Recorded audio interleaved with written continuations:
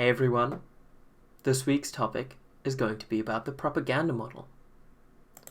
This week we're going to be sort of structuring into 4 different plot points. Why should we care about propaganda? What is the propaganda model? How does the propaganda model function?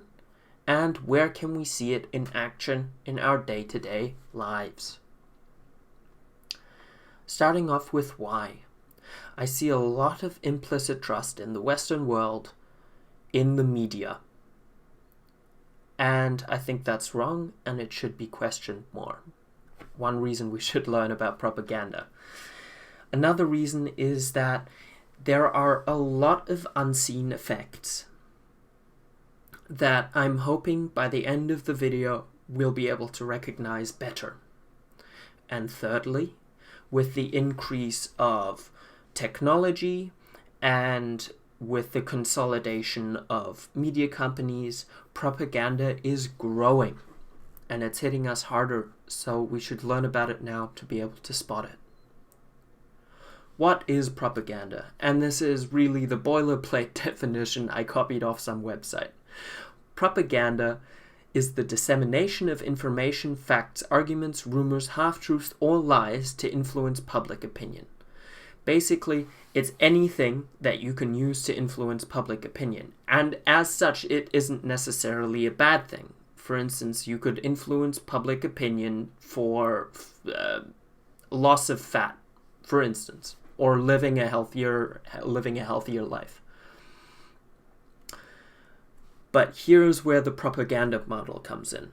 And it describes 5 different filters which systematically bias large media corporations, and thus, since you consume media, will bias you.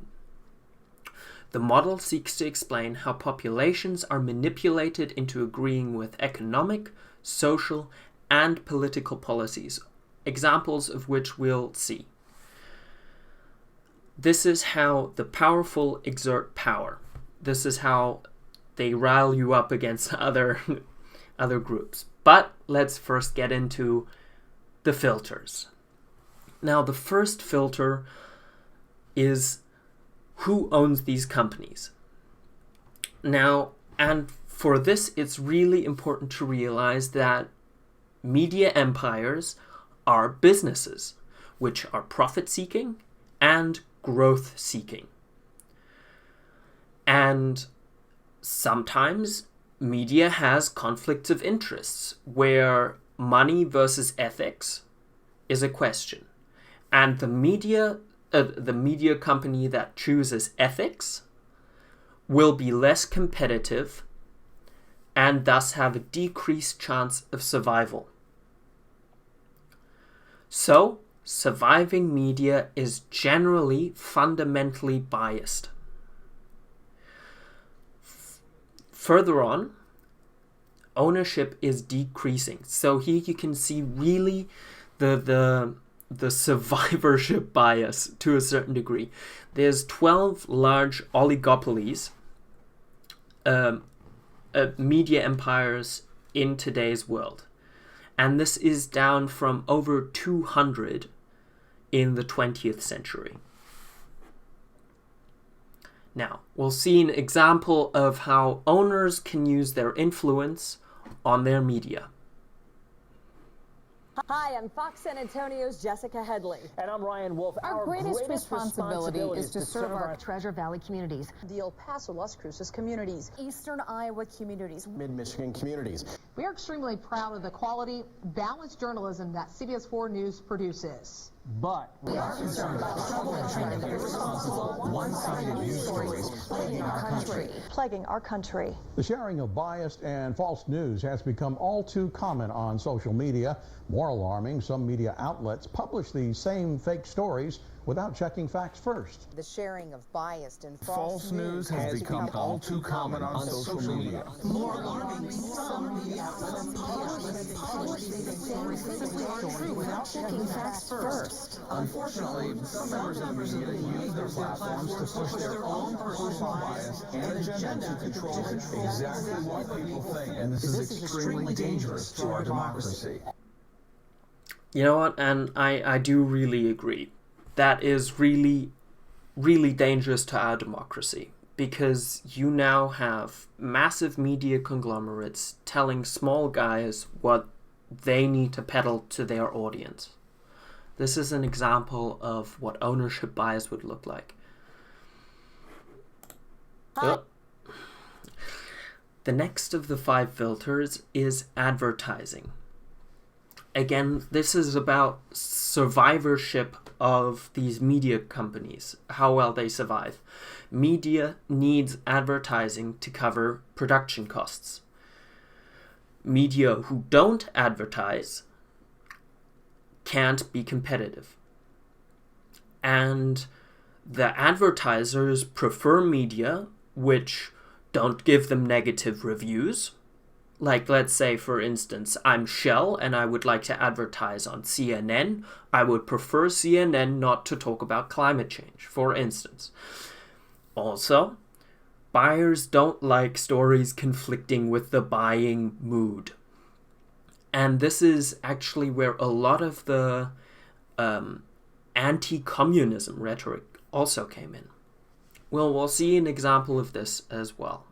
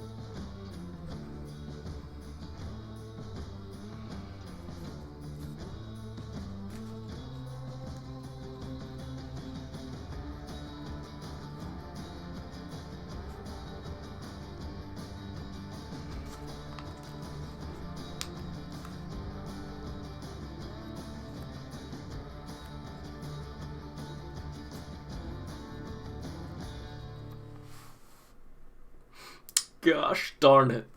That makes me goddamn proud to support a company who has funded climate change denial for decades, pouring millions upon millions of dollars into actively stopping the dissemination of information about climate change. The third factor, sourcing. And I'm going to read a quote from Noam Chomsky's book, Manufacturing Consent. The mass media are drawn into a symbiotic relationship with powerful sources of information by economic necessity and reciprocity of interest. This means that all media companies need places to sit at the White House. And if they question the White House, for instance, or the Pentagon, or 10th Downing Street, or realistically any place, they better not bite the hand that feeds it. So for it, you might have seen clips in the last couple of years where Donald Trump sent someone out of the news conference room for asking a question.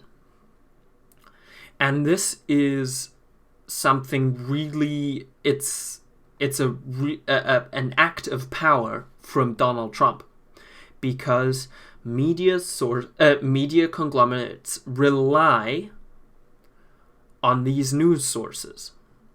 So if they bite the hand that feeds it, they can be denied access to news and thus be less competitive.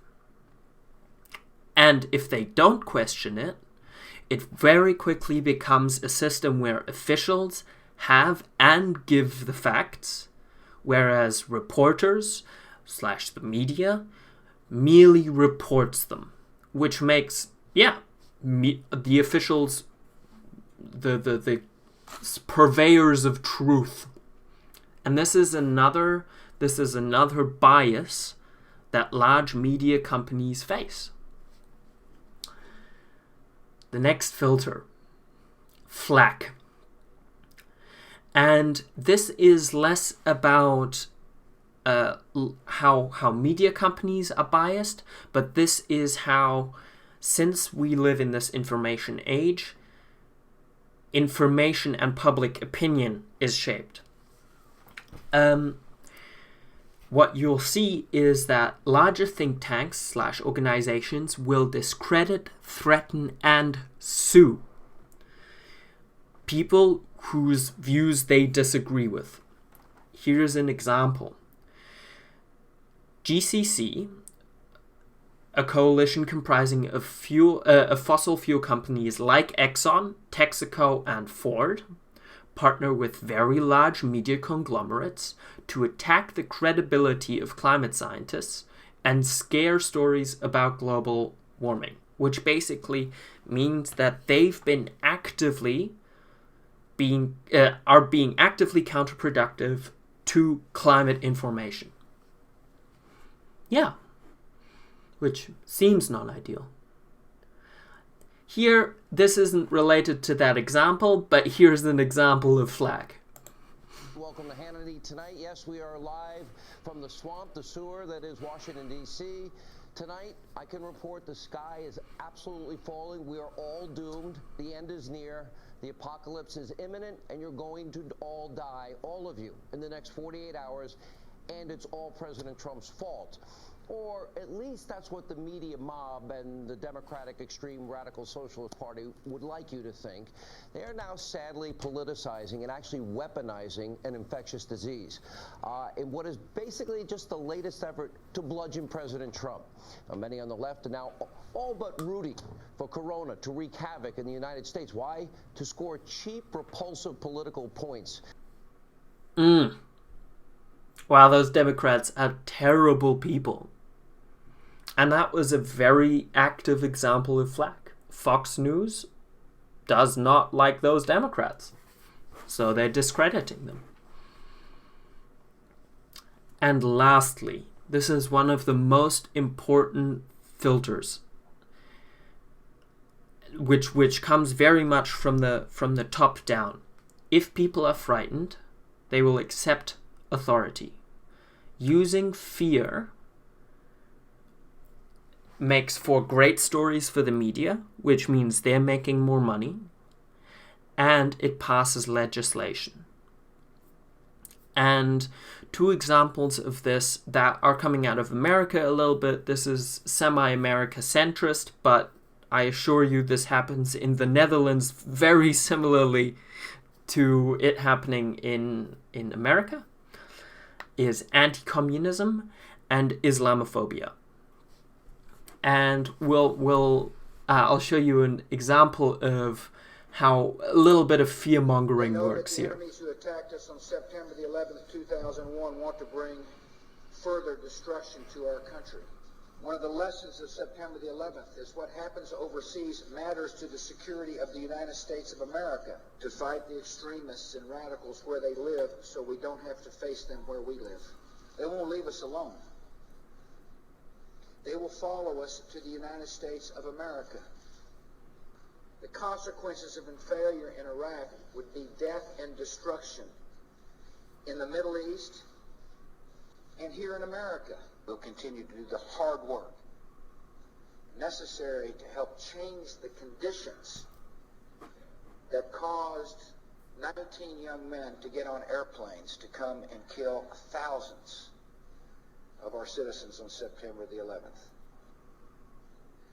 Enemies that could just as easily come here to kill us. Yeah. So the argument there is, of course, 2 years ago, 3,000 of our people died by the people not related to that country that we're going to now to kill around 500,000 people. Otherwise, they could come over to us and kill a couple of us. And of course, let's fund the military-industrial complex. So, we've reached the last point of this, which is, where is the propaganda model? Where can I see this in my life if it is everywhere, not just America? What opinions of mine have been influenced?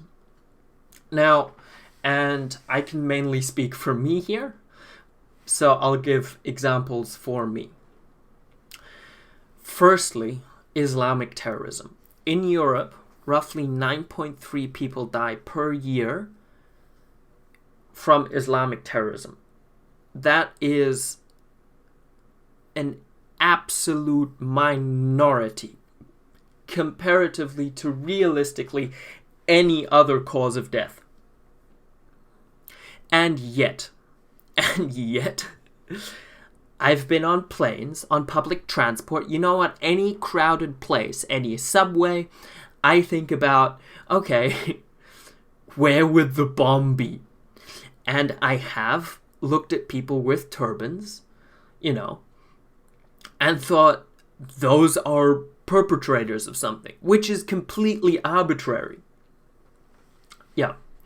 A second one is climate change.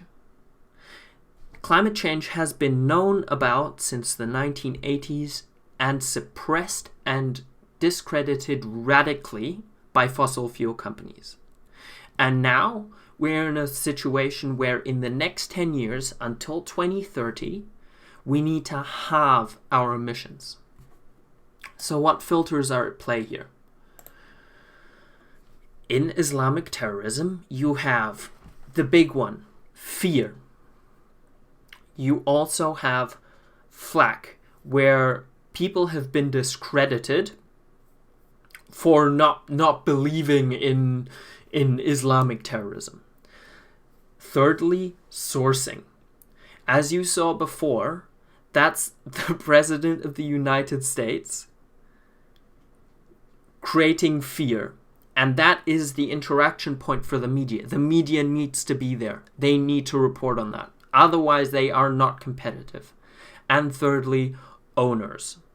This makes for great television. And that is realistically what they're interested in. With climate change, you have two filters at play.